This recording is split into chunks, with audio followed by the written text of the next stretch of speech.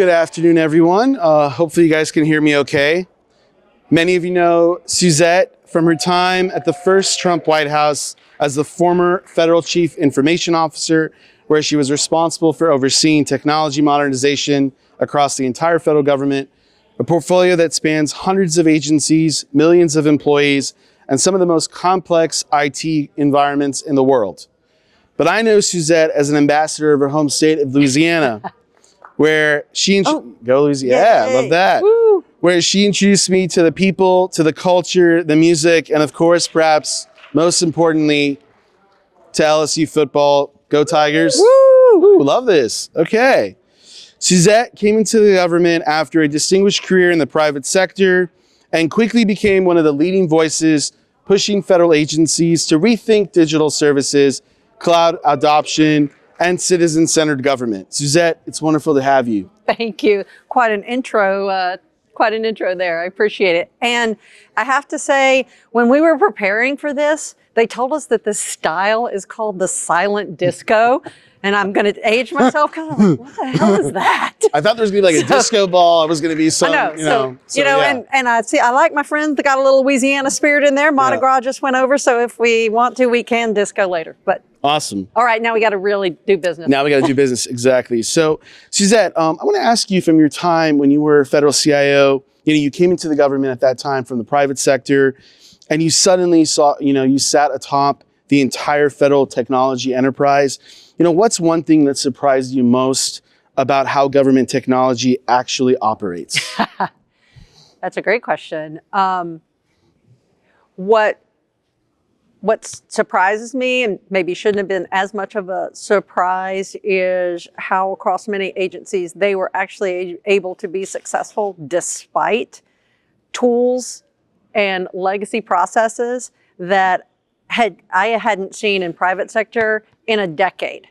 So the fact that people could deliver in that environment was an amazing testament to the talent. Yeah. And I think sometimes I was very surprised because when you see questionable outcomes, sometimes you question, like, how did that happen?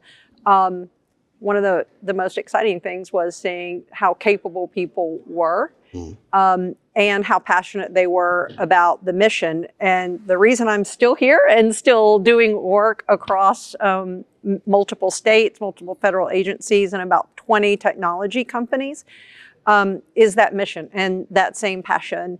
And especially when we talk about AI, bringing those capabilities into play now is exciting. And it is the way that we get over that legacy, kind of speed bump much more quickly.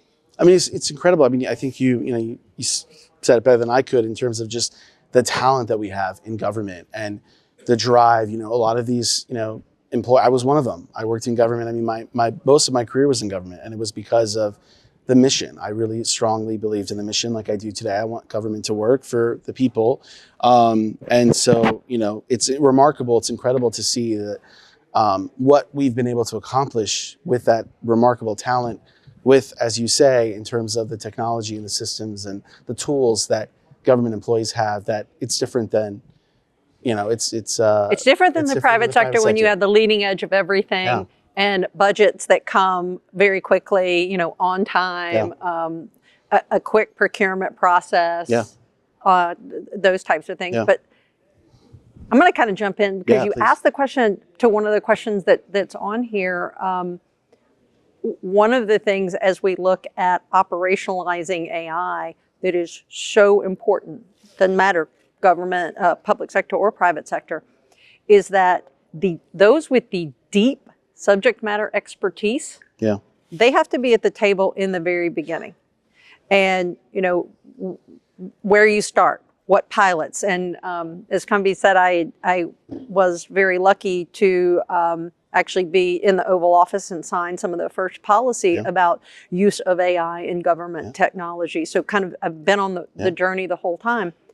You can't get it right unless you know the mission really, really well. And as we kind of talk about what it takes, that's one of the things that's most important. Not the technology can do a lot of things, and we've got experts like ServiceNow and other partners to talk about what the technology can do. But doing the right thing for mission has to be led by the subject matter experts that are in the agency, that are part of the mission. Yeah. Now I was going to say, I mean, for those of you that are unaware, but you shouldn't be, I mean, Suzette, you played a critical role in shaping AI policy in the government, really the first mover, if I will, if I say, for elevating AI policy to the highest levels of government. And before AI was center stage as it is today, we're all talking about AI now, but it was because of what you did and what you led. And I won't take. I was at a great place. I won't take that credit. You're being kind, but what I will say is that AI is just like any other emerging technology in that but what is different is it is leaps and bounds ahead of, in bringing new capability. Everyone out there who works in a technology space, there's always the next thing and the next thing, and sometimes that's operationally helpful and it's efficient, but it's not transformational in the same way. And I think that's the thing that was exciting. And that particular set of policy that we put together did have representatives from all agencies across the federal government, so that we could ask the questions, kind of what is the good for the whole.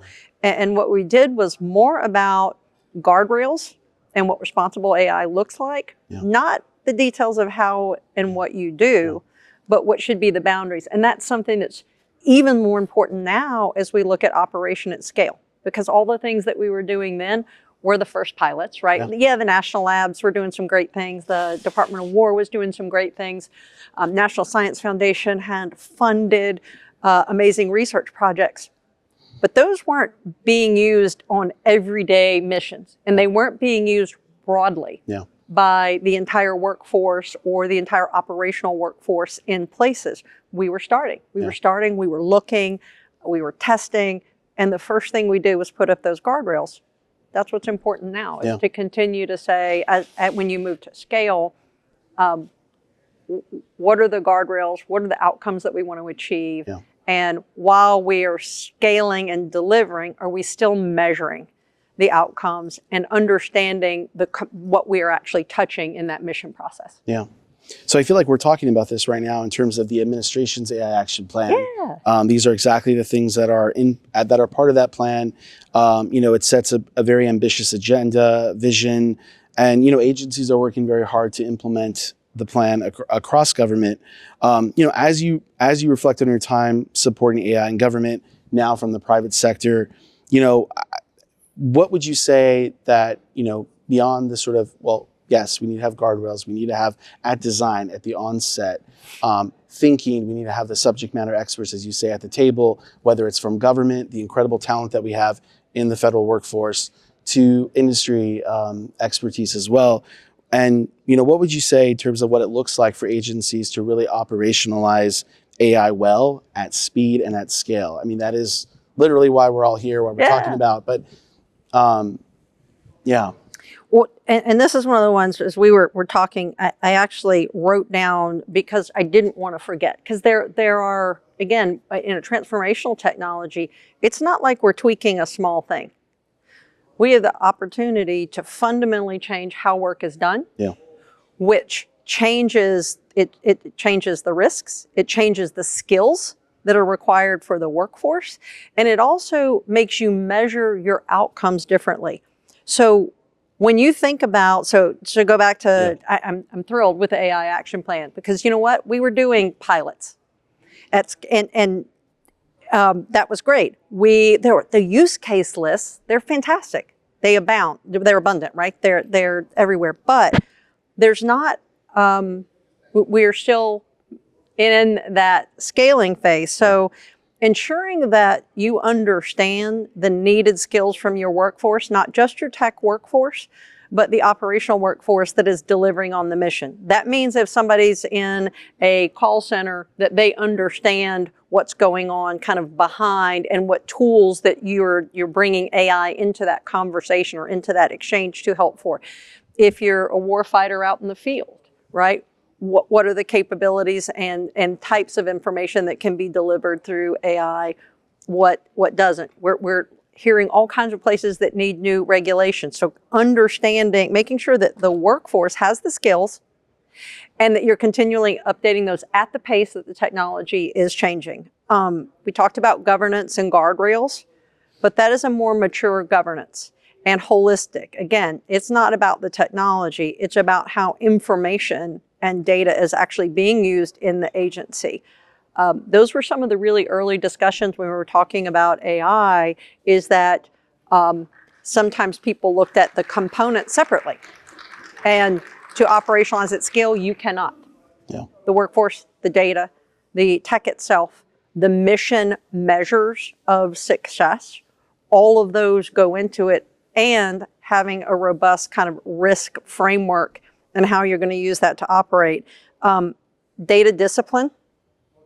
Again, the output from AI is as good as, just like anything, right? The data that you put into it, but also how you maintain that data. Because it has to be explainable, it has to be repeatable. You have to understand what happens. That's a little bit different approach to just a kind of a static system of record that we used to think about in the technology space. And then ensuring that anything that you do has fierce inspection from those who know the subject matter the best before you scale it. Yeah. So that you understand not only have you achieved the thing you're trying to, Yeah. but are there other unintended implications, Yeah. Things that came of it that you need to pay attention to. It's tested, it's trusted. You mentioned data. Government data is often siloed, varied in terms of structure, collection method, and bound by many, many rules.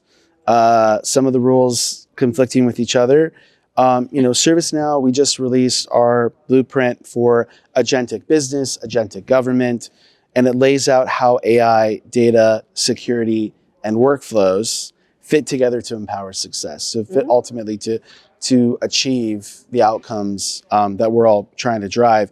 What do you think needs to change to enable smarter interagency, federal state data sharing? You threw in a whole bunch of curveballs at the end. So I'm gonna start with federal, then I'm gonna start with then go to kind of state, and I'll actually say industry. Yeah. In some of the cases. Yeah. This is one that there's a lot, right? Yeah. That needs to change. In a great way, we have a history of being very definitive, right? I sat in OMB, so OMB form, right? If anybody's filled out a paper form, or even what's behind the digital collection is still a framework for what information can be collected and for what purpose can it be used. What are the, kind of the legal boundaries of the purpose of collection of that information. And those have been, kind of very, very, stiff. We even had places where in agencies, even if they were sharing data, they had, is anybody in here that you had to go make a copy of it before you could use it? That's not technically efficient, right? We also obviously have citizen rights and data privacy, especially in the healthcare space. We have, another set of rules. In regulated industries, you have a set of rules. So we have a lot of things for how we handle data. What we don't have, and what we are still moving towards, is the right mechanisms to allow choices for the people who are supplying that data. We actually had done a simulation of, if I have turned in information for thing A, I gave permission. So let's say I turned information in, for a loan and so I was going to do SNAP benefits. I turned in information. I don't authorize that information to be used anywhere else. Yeah. But then a lot of people, when they interact with the government, they say, why do I have to tell you my name 15 times and where I live? You ask the same information every time I interact. And a citizen may interact in multiple different, personas. Yeah. So thinking about how not only we might allow citizens to say, yeah, I like the convenience of sharing, that information and where that can happen. But here's places maybe I don't want to do that thing. And I used an example to some, and the DC airport's a great example. When I was serving as federal CIO, we were testing some of the airport facial recognition. And it's always been opt-in. Yeah. Right? It's always been opt-in. And so when they first started, they're kind of saying, here's this, and people, that's a new I'm not interested. I don't know about it. I don't understand. I want to learn more about it. But when they saw that that was the shortest line, guess what? They're like, hey, wait, I might be interested in this. So we have to understand the value proposition for service. So if I give more information and I am trying to gain, a service from the government, if I give more information, is that going to help me achieve that faster? Yeah. If there aren't errors, or if I use AI to say, hey, wait a minute, what about this? You didn't say anything about this. Oh yeah, that too. If those types of things occur, am I actually going to have a better interaction and better experience in working with the government? The laws that govern uses of data and the relationship of an individual to their data, we have to interrogate that in what it needs to be in a world where there's a lot of AI. I don't know how many of you have kids, or maybe you do it yourself, when you're playing in a game or looking at an app and you see all those kinds of things and you just say yes because you want to do that thing. What's happening to your data? Where's your data going? We have other countries that have, different perspectives on data. And so I think our technology capability has sometimes outpaced how we think about data, and certainly, from the federal government side. So that means, now I'm getting to your real question. Those are examples, but changing of laws and more interactive of citizen parameters, understanding what is the benefit or the reward, and how do we encourage things that deliver better service but can make better use of data. And I'll end it on the state side. There's many cases where the federal government may run the program, but the service is actually delivered in the state. It's delivered by a state agency. And in the federal government, then we go audit the state agency to see how they're using the data. You bet the state agencies love that. I don't know if there's anybody in here that's from a state agency, right? That's great. But the data's from the federal side. Now, we have ways that we can actually use technology to better protect and monitor that data sharing. And if that is done better, both on the federal and the state level side, again, we get to better services, fewer errors, less fraud, all kinds of things. So that was a whole lot of words around opportunities in data, both legal and operational, and it impacts both federal and state and local government. And giving citizens a choice. Yes. I Absolutely. think, is the example that you described, I mean, you're in the line, it's like, you want to get through. Go fast.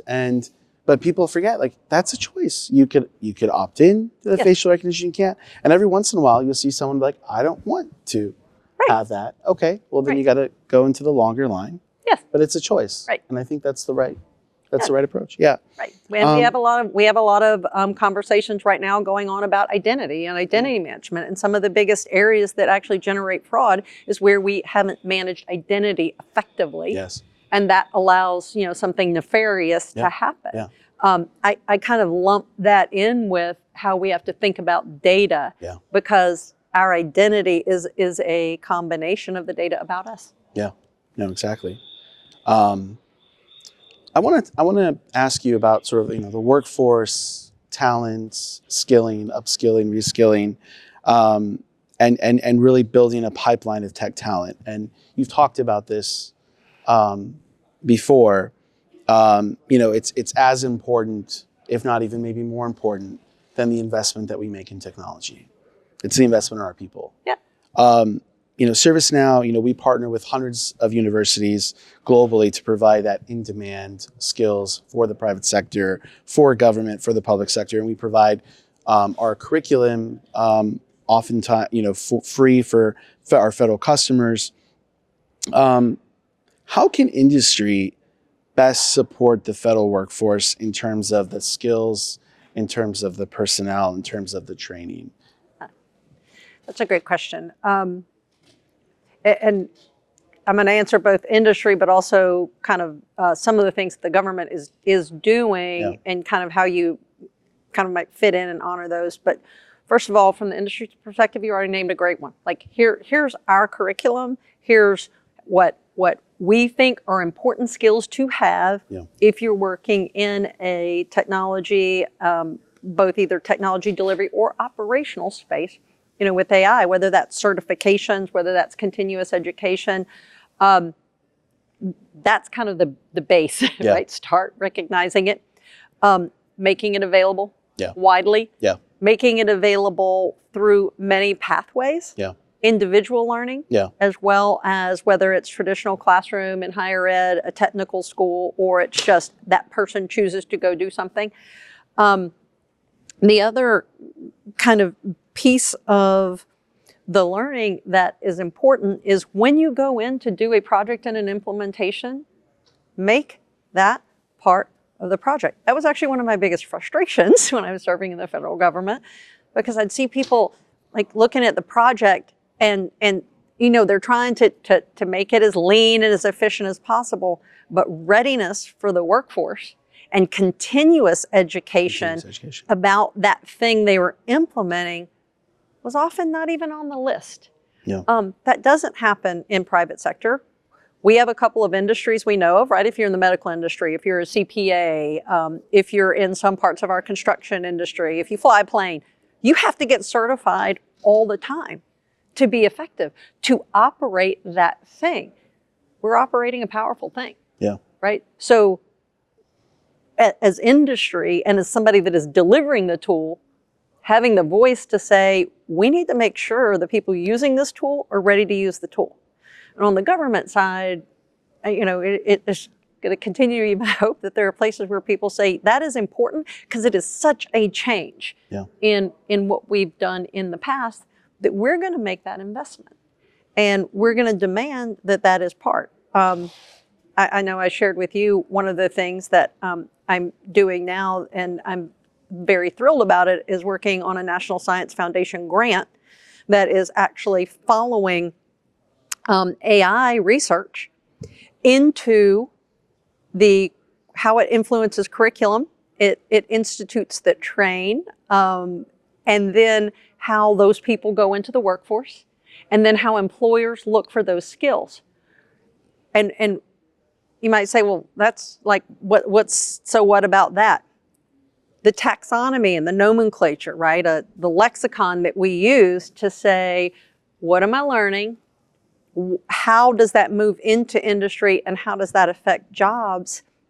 AI's moved so fast, that's not the same. Again, I'll use the accounting. If I take this class and I do this, an employer who is looking at that understands what those skills are. You can look at that and say, yep, that person has the skills that I need for that job.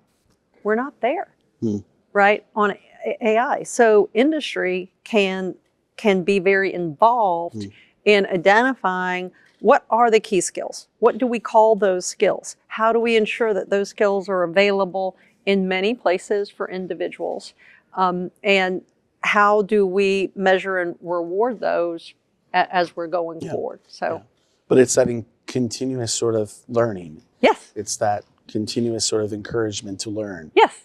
At pace, right? At pace. Ongoing, self-serve learning, whether it's like I said, self-serve or things. I talked with one employer who he literally went out to his entire team and gave them all an AI-driven task that they had to do every week. That was actually part of their thing. And he said, okay, at the end of X period, I want feedback on this thing. If he wouldn't have stakeholder support, right? So if he would not have held them accountable, that particular implementation would not have gone as well, because the quality of the feedback that came when people did touched it, every single day and did, different kinds of things, improved the overall outcomes.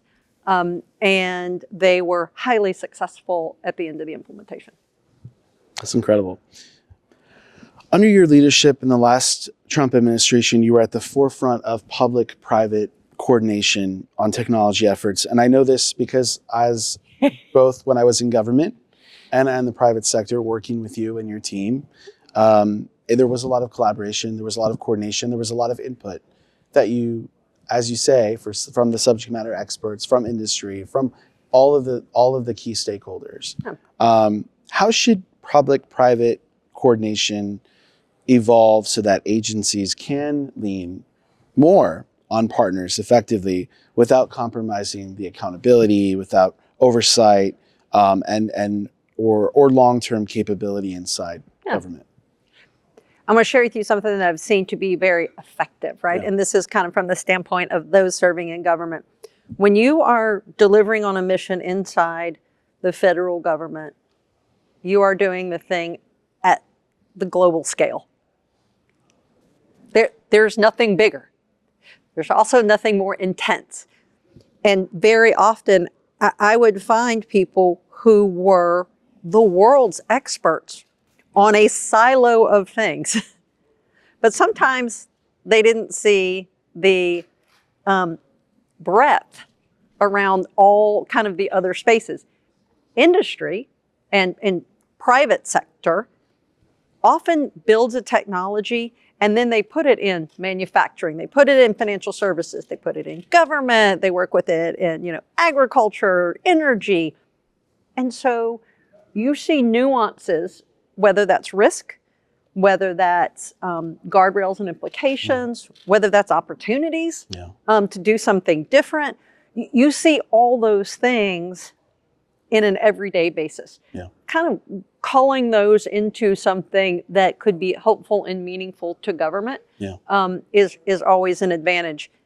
Also, in many agencies, and we talked about the depth of expertise, there's depth in the business function, but maybe not necessarily in how you could change the function. How you could completely change the paradigm of how an activity occurs with the use of AI.